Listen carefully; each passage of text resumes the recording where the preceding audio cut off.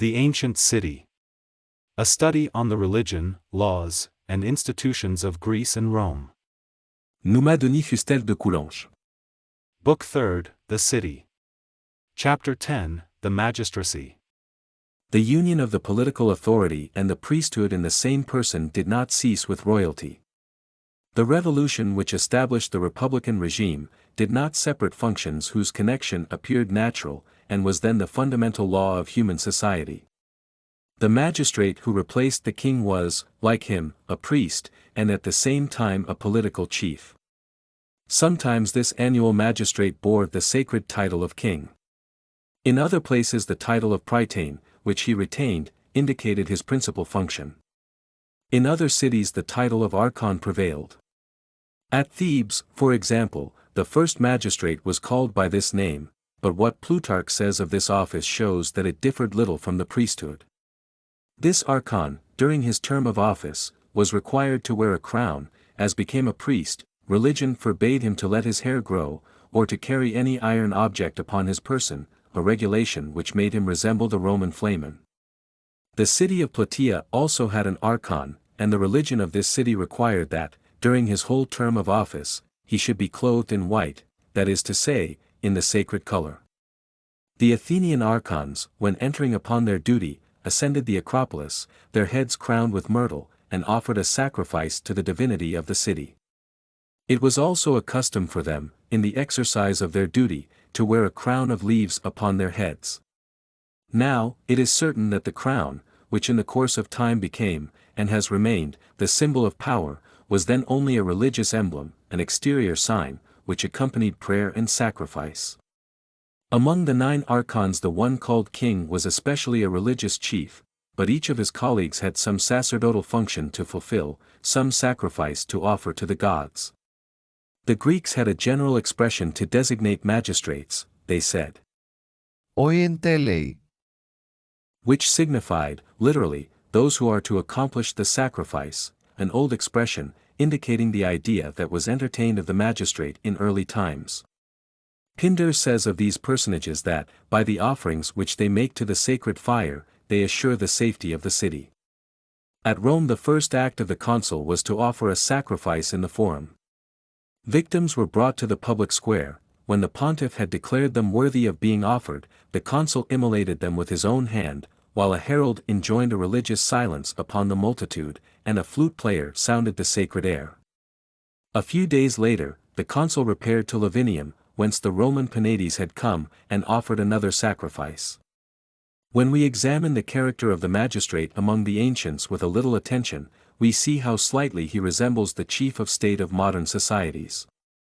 Priesthood, justice, and command are confounded in his person. He represents the city, which is a religious association, as much, at least, as a political one. He has in his hands the auspices, the rights, prayer, the protection of the gods. A consul is something more than a man, he is a mediator between man and the divinity. To his fortune is attached the public fortune, he is, as it were, the tutelary genius of the city. The death of a consul is calamitous to the republic. When the consul Claudius Nero left his army to fly to the succor of his colleague, Livy shows us into how great alarm Rome was thrown for the fate of this army. This was because, deprived of its chief, the army was at the same time deprived of its celestial protection. With the consul, the auspices have gone, that is to say, religion and the gods. The other Roman magistracies, which were, in a certain sense, members successively detached from the consulship, like that office, united sacerdotal and political attributes. We have seen the censor, on certain days, with a crown upon his head, offering a sacrifice in the name of the city, and striking down a victim with his own hand. The praetors and the curule aediles presided at religious festivals. There was no magistrate who had not some sacred act to perform, for, in the minds of the ancients, all authority ought to have some connection with religion. The tribunes of the people were the only ones who had no sacrifice to offer, but they were not counted among the real magistrates. We shall see, farther along, that their authority was of an entirely exceptional nature. The sacerdotal character belonging to the magistrate is shown, above all, in the manner of his election. In the eyes of the ancients, the votes of men were not sufficient to establish the ruler of a city. So long as the primitive royalty lasted, it appeared natural that this ruler should be designated by birth, by virtue of the religious law which prescribed that the son should succeed the father in every priestly office. Birth seemed sufficiently to reveal the will of the gods. When revolutions had everywhere suppressed this royalty, men appear to have sought, in the place of birth, a mode of election which the gods might not have to disavow. The Athenians, like many Greek peoples, saw no better way than to draw lots, but we must not form a wrong idea of this procedure, which has been made a subject of reproach against the Athenian democracy, and for this reason it is necessary that we attempt to penetrate the view of the ancients on this point. For them the lot was not chance, it was the revelation of the divine will. Just as they had recourse to it in the temples to discover the secrets of the gods, so the city had recourse to it for the choice of its magistrate. It was believed that the gods designated the most worthy by making his name leap out of the urn. This was the opinion of Plato himself, who says, "He on whom the lot falls is the ruler, and is dear to the gods, and this we affirm to be quite just. The officers of the temple shall be appointed by lot, in this way their election will be committed to God, who will do what is agreeable to him." The city believed that in this manner it received its magistrates from the gods. Affairs are substantially the same at Rome. The designation of a consul did not belong to men. The will or the caprice of the people could not legitimately create a magistrate. This, therefore, was the manner in which the consul was chosen. A magistrate in charge, that is to say, a man already in possession of the sacred character and of the auspices, indicated among the dies fasti, permissible days, the one on which the consul ought to be named. During the night which preceded this day, he watched in the open air, his eyes fixed upon the heavens, observing the signs which the gods sent, whilst he pronounced mentally the name of some candidate for the magistracy. If the presages were favorable, it was because the gods accepted the candidate. The next day the people assembled in the Campus Martius, the same one who had consulted the gods presided at the assembly. He pronounced in a loud voice the names of the candidates concerning whom he had taken the auspices. If among those who sought the consulship there was one for whom the auspices had not been favorable, his name was omitted. The people voted upon those names only which had been pronounced by the president. If the president named but 2 candidates, the people necessarily voted for them. If he named 3, they chose 2 of them. The assembly never had the right to vote for other men than those whom the president had designated, for the auspices had been for those only, and for those only had the consent of the gods been assured. This mode of election, which was scrupulously followed in the first ages of the Republic, explains some peculiarities of Roman history which at first surprise us. We see, for example, that quite frequently the people are unanimous for 2 men for the consulship, and still they are not elected.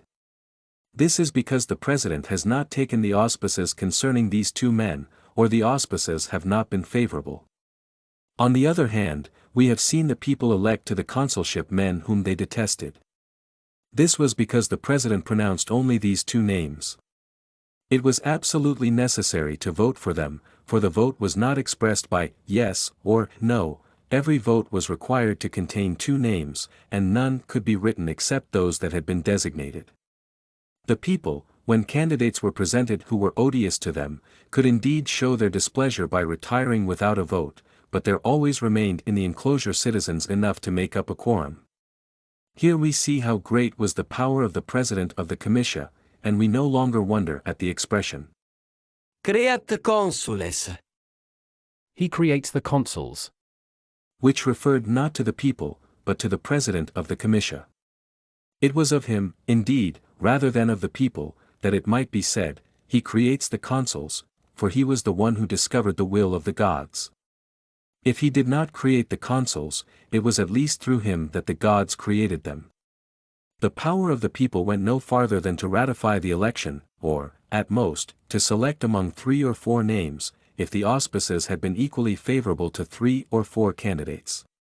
Doubtless this method of procedure was very advantageous to the Roman aristocracy, but we should deceive ourselves if we saw in all this merely a ruse invented by them. Such a ruse was never thought of in the ages when they believed in this religion. Politically it was useless in the first ages, since at that time the patricians had a majority in voting. It might even have turned against them, by investing a single man with exorbitant power. The only explanation that can be given of this custom, or rather, of these rights of election, is, that everyone then sincerely believed that the choice of the magistrates belonged, not to the people, but to the gods. The man in whose hands the religion and the fortune of the city were to be placed, ought to be revealed by the divine voice. The first rule for the election of a magistrate is the one given by Cicero. That he be named according to the rites. If, several months afterwards, the Senate was told that some rite had been neglected, or badly performed, it ordered the consuls to abdicate, and they obeyed. The examples are very numerous, and if, in case of 2 or 3 of them, we may believe that the Senate was very glad to be rid of an ill-qualified or ill-intentioned consul, the greater part of the time, on the contrary, we cannot impute other motives to them than religious scruples. When the lot or the auspices had designated an archon or a consul, there was, it is true, a sort of proof by which the merits of the newly elected officer were examined. But even this will show us what the city wished to find in its magistrate, and we shall see that it sought not the most courageous warrior, not the ablest and most upright man in peace, but the one best loved by the gods. Indeed, the Athenian Senate inquired of the magistrate-elect if he had any bodily defect, if he possessed a domestic god, if his family had always been faithful to his worship, if he himself had always fulfilled his duties towards the dead. Why these questions? Because a bodily defect, a sign of the anger of the gods, rendered a man unfit to fill any priestly office, and consequently to exercise any magistracy, because he who had no family worship ought not to have a national worship, and was not qualified to offer the sacrifices in the name of the city, because, if his family had not always been faithful to his worship, that is to say, if one of his ancestors had committed one of those acts which affect religion, the hearth was forever contaminated, and the descendants were detested by the gods, finally, because if he himself had neglected the tomb of his dead, he was exposed to their dangerous anger, and was pursued by invisible enemies. The city would have been very daring to have confided its fortunes to such a man. These are the principal questions that were addressed to one who was about to become a magistrate. It appeared that men did not trouble themselves about his character or his knowledge. They tried especially to assure themselves that he was qualified for the priestly office, and that the religion of the city would not be compromised in his hands. This sort of examination was also in use at Rome. We have not, it is true, any information as to the questions which the consul was required to answer. But it is enough to know that this examination was made by the pontiffs.